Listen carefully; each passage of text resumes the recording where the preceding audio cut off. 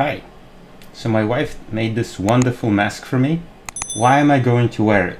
Well, first and foremost, as a reminder, so I don't touch my face, there's something here. So every time I go to scratch, I remember not to. 2, it protects you from me. What if I'm carrying and I sneeze? This is a good protection. It protects me from you. What if you're releasing particles into the air? And I think another very important reason is it sends a social message. We all should be wearing masks to help decrease the curve. This needs to stop. But today's topic, and I'm at home so I can take this off. So today I want to discuss a message from 3M. In March, they released a technical bulletin on disinfection of filtering face piece respirators. 3M researchers mention that disinfection method must be effective against target organism. And in this case, it's a virus that causes COVID-19. Disinfection method cannot damage the respirator. It must not affect the respirator fit. And it must be safe for the person wearing it, so there needs to be no off-gassing.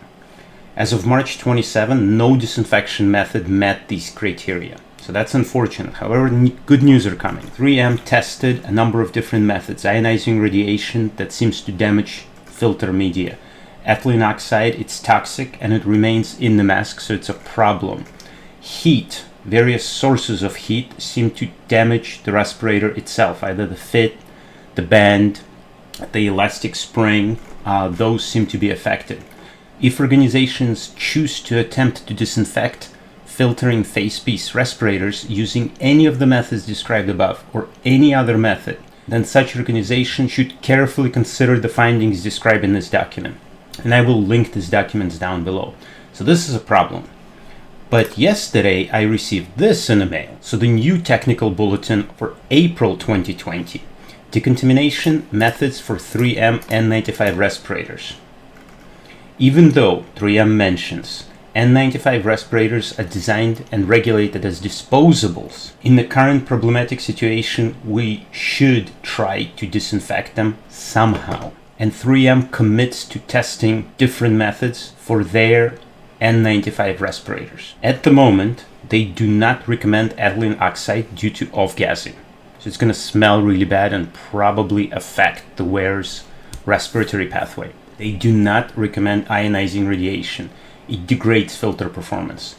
They do not recommend heat of any kind, either microwaving it, high temperature autoclaves, or steam.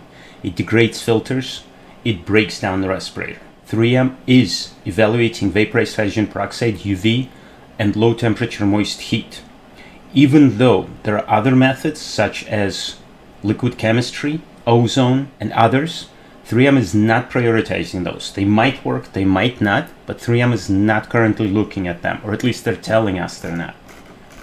And results are very good, seems like. So vaporized hydrogen peroxide, the system from Steris, is able to offer 10 reprocess cycles.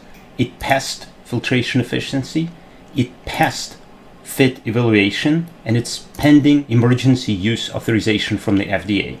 Vaporized hydrogen peroxide system from Battelle did receive, and I will link this emergency use authorization from FDA down below. Battelle received emergency use authorization. However, studies with 3M are still ongoing, so I'm betting on both Steris and Battelle systems to be very soon implemented in the hospitals. Excellent work. UV radiation, ongoing tests under evaluation, but you've seen a number of videos showing up online with ultraviolet radiation. Wonderful work. So thank you very much. Excellent work, 3M. Excellent work, everybody. Let's keep on working together. We can solve this crisis.